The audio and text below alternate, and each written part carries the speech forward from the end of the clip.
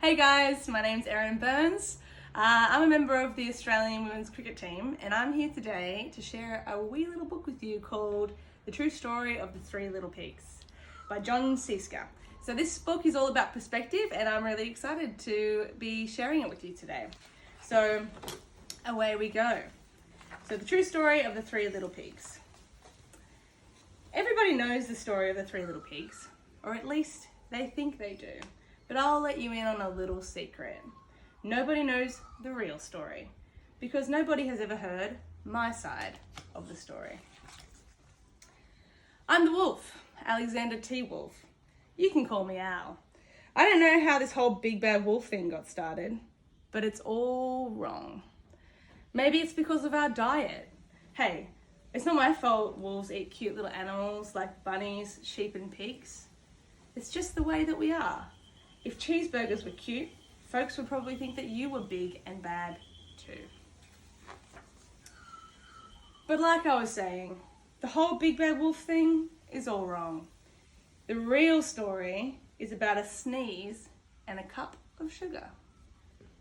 So here it is. This is the real story. Way back once upon a time, I was making a birthday cake for my dear old granny. I had a terrible sneezing cold and I ran out of sugar. So I walked down the street to ask my neighbour for a cup of sugar. Now this neighbour was a pig, and he wasn't too bright either. He had built his whole house out of straw. Can you believe it? I mean, who in his right mind would build a house out of straw? So of course, the minute I knocked on the door, it fell right in. I didn't want to just walk into someone else's house, so I called, little pig, are you in? No answer. I was just about to go home without the cup of sugar for my dear granny's birthday cake. That's when my nose started to itch, and I felt a sneeze coming on. Well, I huffed, and I snuffed, and I sneezed a great sneeze. And you know what? The whole darn straw house fell down. And right in the middle of the pile of the straw was the first little pig, dead as a doornail. He had been home the whole time.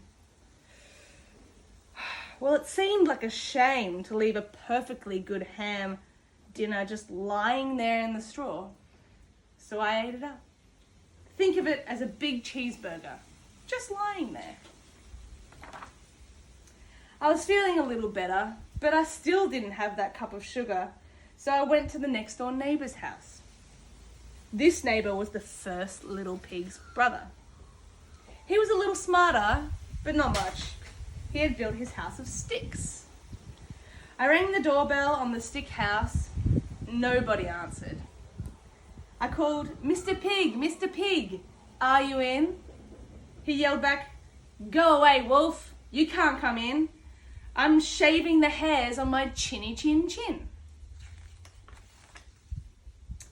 I had just grabbed the doorknob when I felt another sneeze coming on. I huffed and I puffed and I tried to cover my mouth, but I sneezed a great sneeze.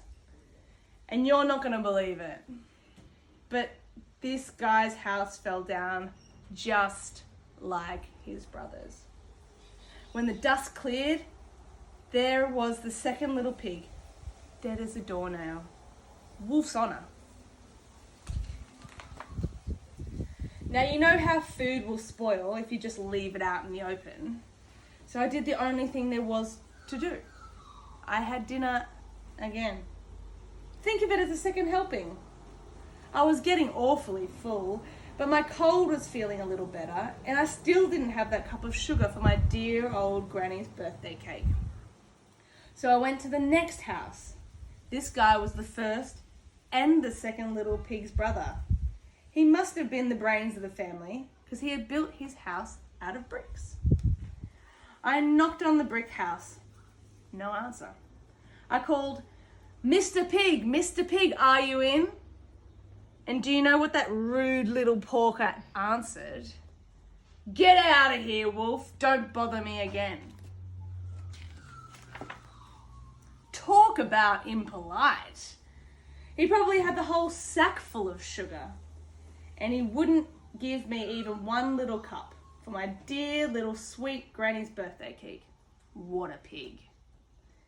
I was just about to go home and maybe make a nice birthday card instead of a cake when I felt my cold coming on. I huffed and I snuffed and I sneezed once again. Then the third little pig yelled, "And your old granny can sit on a pin."